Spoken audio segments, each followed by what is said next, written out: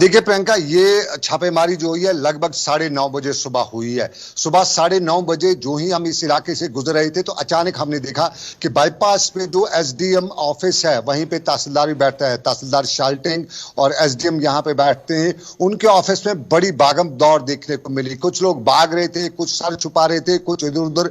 तो हम भी जब वहां पे रुके तो हमें मालूम हुआ कि यहाँ कोई एसीबी की टीम आई और एसीबी की टीम ने पूरे इस बिल्डिंग को घेरे में लिया हुआ है। हम इंतजार करते रहे और इंतजार के दौरान लगभग 15 मिनट के बाद हमने देखा कि ऊपर से जो तहसीलदार हैं, तहसीलदार शालटेंग, उन्हें वहां से एसीबी की टीम ने अपने साथ उतारा और अपनी गाड़ी में लेके चले गए।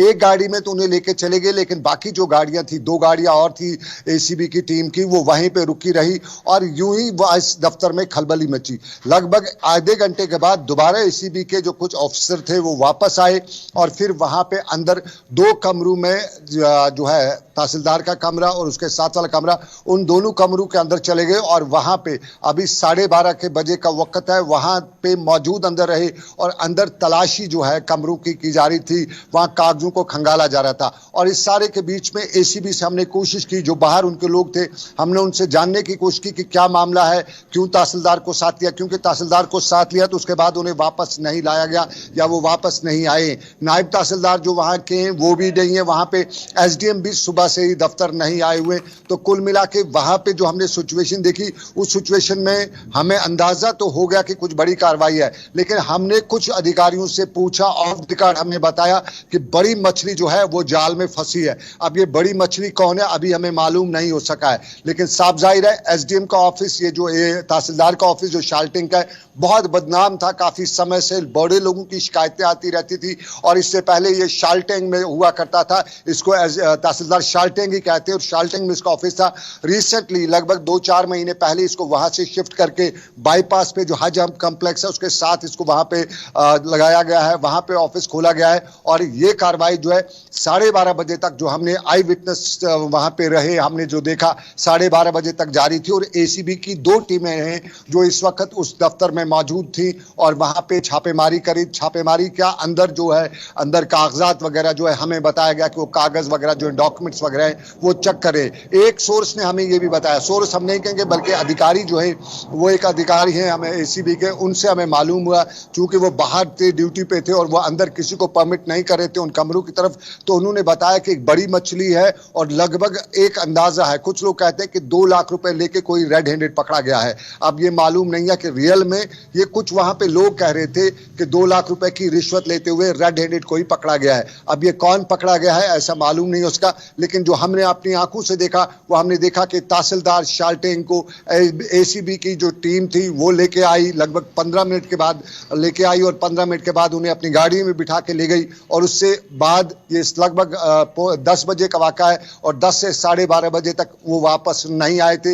ना ही नायब तहसीलदार आया था और ना ही एसडीएम दफ्तर में आया था। कुछ क्लर्क थे वो वहां पे थे, बाकी जो कुछ और क्लर्क थे उन्होंने भी खिसकने में बेहतरी समझी। तो ओवरऑल इस वक्त पूरे इस दफ्तर में छापेमारी जो है वो चल रही है। बिल्कुल, तस्वीर थोड़ी देर बाद सामने होगी जब सारी जानकारी आएगी। सनम, पर जिस तरह से आपने भी जिक्र किया कि काफी देर से यहाँ पे लोगों की शिकायतें आ रही थी और अब जबकि कार्रवाई एसीबी द्वारा की गई है और इससे पहले लोगों से भी आपने बातचीत की होगी, तो किस तरह की शिकायतें उनके द्वारा आ रही थी? देखिए, हमें इस दफ्तर के बारे में अक्सर शिकायतें आ रही थी। यहाँ पे एक तो वो है कि यहाँ पे जो सरकारी कागजात जमीन है उसके कागजात यहाँ बड़े फेक बनाने की अक्सर खबरें आती रहती थी। बहुत से लोग थे जो हमारे पास भी आते थे और चूंकि एक जो डिपार्टमेंट है, ऐसा डिपार्टमेंट ऐसा उलट फेर करता है कि किसी को समझ नहीं आता। और अक्सर लोग शिकायतें करते थे कि यहाँ पे चूंकि इस एरिया में काफ़ी जो ज़मीनें हैं, कंस्ट्रक्शन एरिया है, उस एरिया में एक ही ज़मीन दूसरे के नाम अक्सर की जाती थी और उसमें कई नाम बड़े मशहूर हैं। इलाके के कुछ पटवारी जो हैं उनके बारे में बताया जाता है कि उनकी बड़ी बड़ी एसेट्स हैं, बड़ी बड़ी प्रॉपर्टीज हैं।